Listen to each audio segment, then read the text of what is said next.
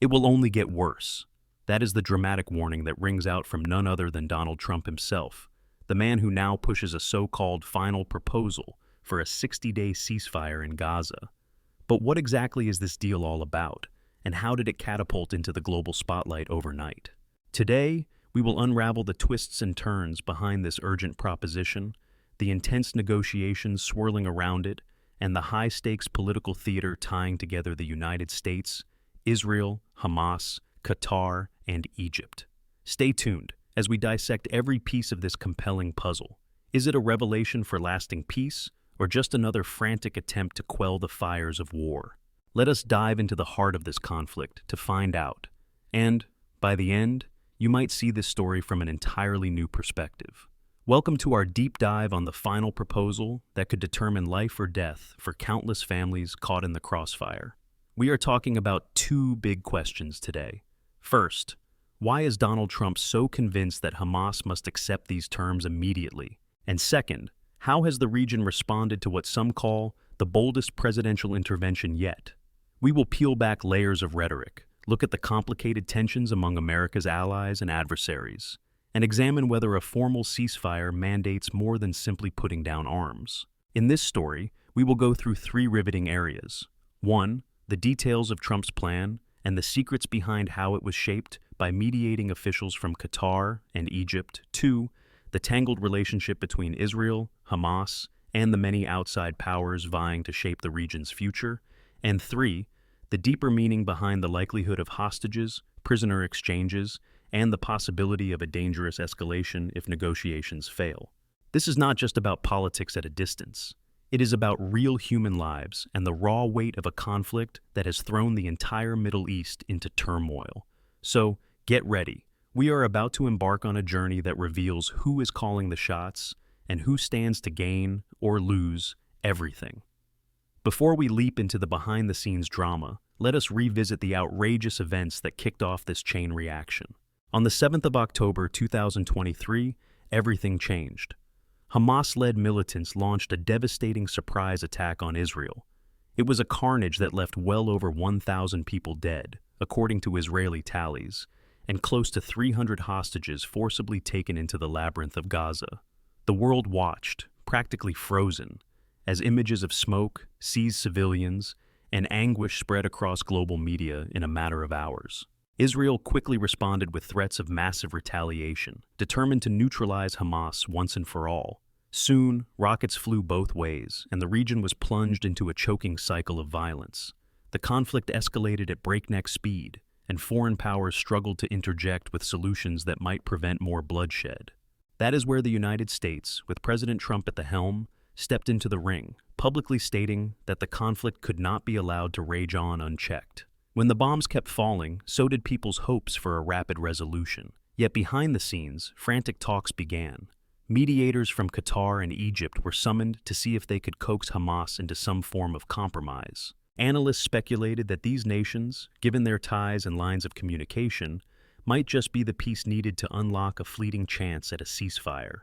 Then came the shocking details of President Trump's latest message, a bold admonition that if Hamas did not accept the final deal, the situation would deteriorate beyond control. He insisted that Israel had already aligned itself with the conditions for a 60-day truce, leaving the decision squarely in Hamas's court.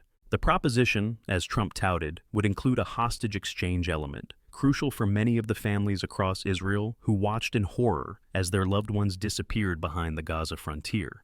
Hamas, however, is no stranger to negotiation tactics that push demands to their limit. The group has repeatedly declared that they will not disarm, nor that they will lay down their arms in exchange for a short-term lull. So, who are the major players influencing these frantic negotiations? We have the usual crowd, the United States, represented by a cast of officials that includes American Special Envoy Steve Witkoff, Secretary of State Marco Rubio, and Vice President J.D. Vance, among others. Suspense builds around their meeting with Ron Dermer, a top advisor to Israeli Prime Minister Benjamin Netanyahu. Meanwhile, behind the curtains, Qatari and Egyptian officials hold unique leverage over Hamas's leadership, a leverage that no other mediators seem able to replicate. Then there is Iran, allegedly bankrolling militant operations and complicating each diplomatic step with its own regional ambitions. This conflict is about far more than just Israel and Hamas. It is about the entire network of alliances and rivalries that crisscross the Middle East. If you are just as curious as I am, then you will undoubtedly want to see how each of these relationships collides within the next few days. Have you been gripped by this story so far? If yes, give us a thumbs up. Show your support right now so we can bring you more in-depth investigations that never shy away from unraveling these complex moments. We truly appreciate having you by our side. Now, let us go deeper. President Trump's proposal is said to revolve around the idea of bridging humanitarian relief with a political lifeline. 60 days, in theory, would allow displaced families to secure some form of basic stability, to bury their dead, and to retrieve those injured or traumatized by the relentless bombings. In addition, the plan presumably aims to open a corridor for hostages to be returned, at least some portion of them. Israel, from what we gather, demands that Hamas free hostages in exchange for a short leash, while Hamas expects Israeli concessions like prisoner releases to reciprocate. This balancing act is intensely fragile. A single deadly strike could unravel the entire negotiation. Yet Trump's dramatic approach, announcing his public ultimatum, branding it the only path forward, and insinuating dire consequences if Hamas does not comply, has drawn mixed reactions. Some see it as a strategic gamble, possibly harnessing the intense blowback Hamas has faced after the international condemnation of the October 7th assault. Others suspect it might fuel further resentment, painting America as overstepping boundaries or meddling in a conflict that demands more nuanced regional leadership. Indeed, many recall that the Israeli Prime Minister has historically been skeptical of outside mediation. It might appear that, in the face of mounting casualties and global outcry, Netanyahu has begrudgingly chosen to accept any chance at breathing room. But is he truly committed to letting Hamas survive, even if it means setting aside arms for 60 days? Another layer to this swirling narrative is the rumored hostages for prisoners exchange. People on both sides have demanded tangible moves.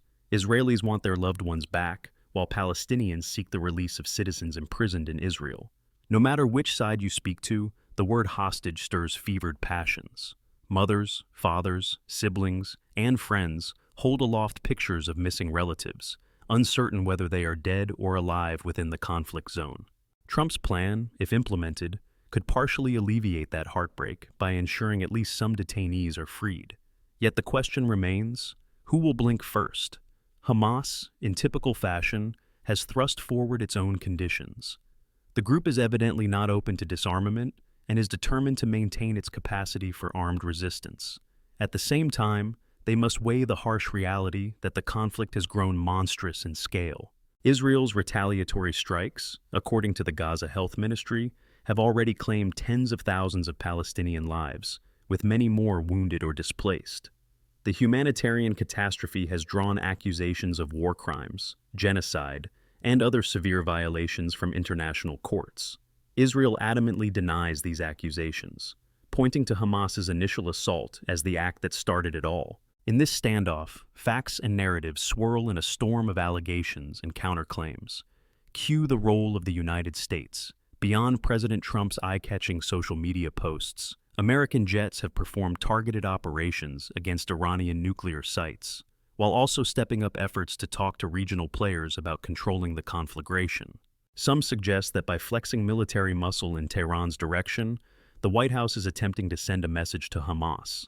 The clock is ticking, and the window of opportunity for an acceptable deal is closing. But is this display of force actually helping? Critics wonder if threatening Iran indirectly contributes to the overall tension, possibly motivating Hamas to dig in further, fearful that a ceasefire might be exploited for an even bigger offensive.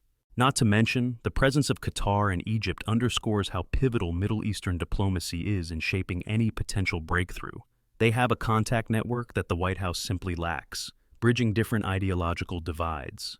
Observers note that, historically, Qatar has served as an intermediary in multiple hostage negotiations and ceasefire attempts, balancing the precarious lines of neutrality and influence. Likewise, Egypt carries an enduring legacy of mediating disputes in Gaza, particularly given its shared border and strong intelligence apparatus.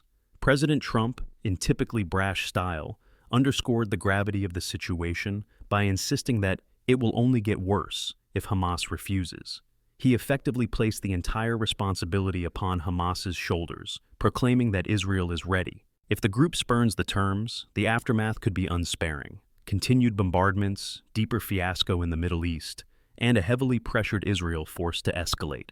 As one might imagine, that scenario is enough to jolt even the most stubborn leaders. Yet for Hamas, each day of conflict also hardens certain factions who see no advantage in surrendering. They remain as resolute as ever in their vow not to put down arms. So we come to the big question. Is a 60-day ceasefire a real solution, or is it simply a bandage on a gaping wound that demands a more radical approach? Israel, for its part, claims that the only permanent resolution is Hamas's complete disarmament. Hamas, on the contrary, claims that it will never abandon armed struggle until Palestinian sovereignty is recognized. The two positions appear irreconcilable, but short-term bargains have been brokered in the past. Some watchers of Middle Eastern politics wonder whether the short break might open the door to bigger discussions, culminating in a more enduring peace process. Critics, however, fear that a ceasefire is just a pause before renewed hostilities. That fear is not unfounded, given the patterns of repeated flare-ups that have plagued the region for decades. Interestingly, this is not Trump's first attempt at Middle East diplomacy. His administration previously tried to deliver what was marketed as a breakthrough in the region's negotiations. Despite initial fanfare, many such plans fizzled. Nevertheless, Trump's presidency has often hinged on creating dramatic gestures, forging unexpected alliances, and using blunt language that compels the public to pay attention. This moment might be no different, with part of the show aimed at building political capital on the global stage. Some in the White House circle say Trump is determined to achieve a major diplomatic coup before the next round of elections. Others argue he is genuinely alarmed by the daily tragedies unfolding in Gaza, as well as the looming threat to Israel's security. Of course, it would be naive to assume the entire impetus is humanitarian. Realpolitik is at play. The bond between the United States and Israel spans decades of military, economic, and strategic links. If the conflict in Gaza escalates drastically, it could entangle the United States in a more complicated confrontation against Iran, especially if Tehran continues funneling resources and training to militant groups. Meanwhile, the unpredictability of global oil markets, heavily influenced by regional stability, is another key factor. The energy supply from the region has immense repercussions for economies worldwide. For that reason, leaders in Washington have a vested interest in preventing a protracted war that destabilizes supply lines and hikes up energy costs. All these considerations fit neatly into the puzzle that is Donald Trump's final proposal. Now, let us turn to an emotional flashpoint that rarely receives the attention it deserves: the human cost. Current estimates claim that more than 50,000 Palestinians have been killed in the bombardments since early October, while the entire Strip has faced widespread destruction of infrastructure. There are also heartbreaking shortages of medicine, water, and basic supplies, fueling a humanitarian crisis. Women and children, in particular, make up a huge proportion of the casualties and the displaced, fueling mounting outrage at the International Criminal Court and the International Court of Justice.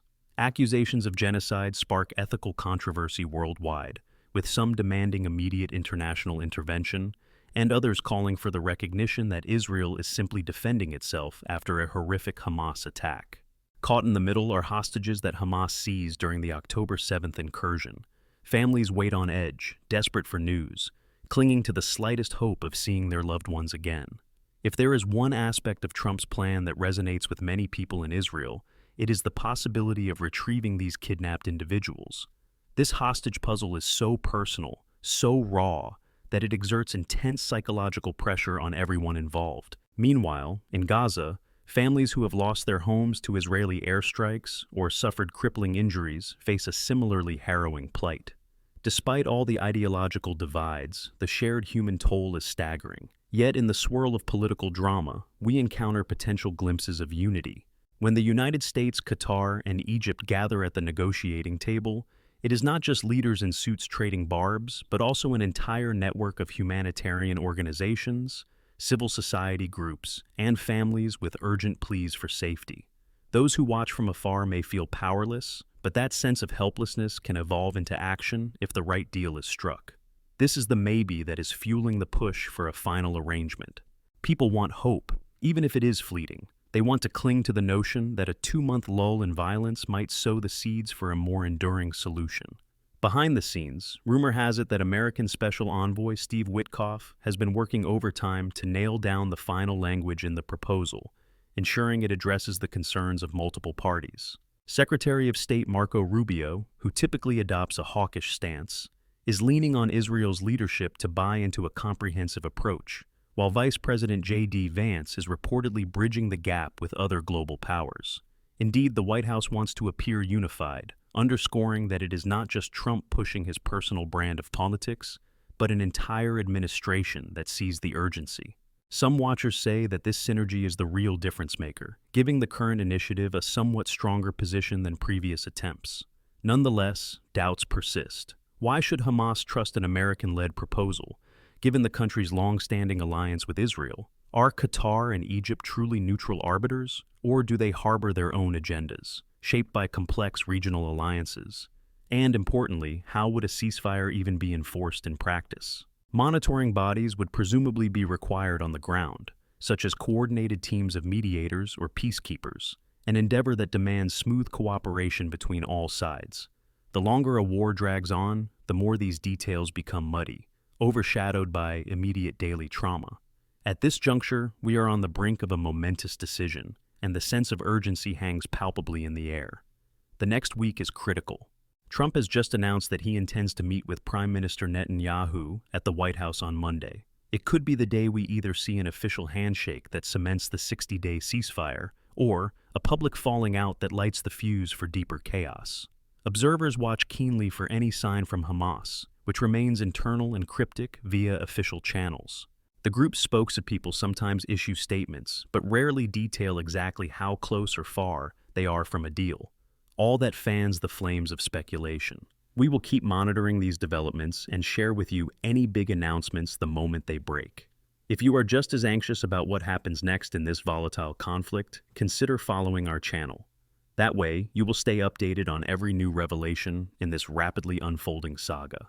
But let us not forget that, in the end, all these power plays boil down to something bigger than politics. The collective desire that everyday people have to see their children safe, to live without fear of bombs or kidnappings, to move beyond perpetual war and find some semblance of normalcy. For the families of those who were attacked on Israeli soil, each day of waiting for a glimmer of hope is pure agony. Similarly, in Gaza, countless families are struggling just to find clean water and shelter, never certain if tomorrow will bring more tragedy. Trump's final proposal may indeed be the catalyst for ending the war, at least for those fateful 60 days, or it may prove nothing more than a footnote in the drama that has terrorized the region for decades. The unpredictability is part of what makes this story so electrifying. At any moment, a new piece of intelligence or a sudden statement from Hamas's leadership could flip the entire narrative. And while the original October 7th horror remains the defining piece of this puzzle, the continuing crisis now stretches far beyond that moment, pulling in the most influential players in global politics. As the world braces for the next big development, people of all backgrounds hope that perhaps, just perhaps, these negotiations might stoke the embers of a more peaceful tomorrow. Can 60 days truly lay the groundwork for peace? Only time will tell. The fate of thousands, if not millions, hangs on what the major actors decide in the coming hours and days. If a ceasefire is secured, we may see the return of at least some hostages, an easing of the humanitarian nightmare in Gaza, and a transient quiet that could pave the way for more ambitious agreements. But if everything collapses, the region could plunge into an even darker phase. Keep those thoughts in your mind as we watch this story evolve. Until next time, remember that in the swirl of headlines and political statements, real people suffer every day. If we can find a way to bring even a measure of relief, that is a mission worth pursuing. Whether you stand fully with Israel or pledge unwavering support to Palestinians, one thing is certain. The human toll of this war is a collective tragedy that spans every border. Thank you for staying with us through this deep exploration of the final proposal and its many ramifications. The stakes have never been higher, and the sense of uncertainty surges as Hamas weighs its response. One bold ultimatum from the United States might change the course of history, or might lead to still more heartbreak. We will soon see if President Trump's words of warning will prove prescient. For now, stay alert, stay informed, And join us again for the next profound chapter in this rapidly evolving conflict.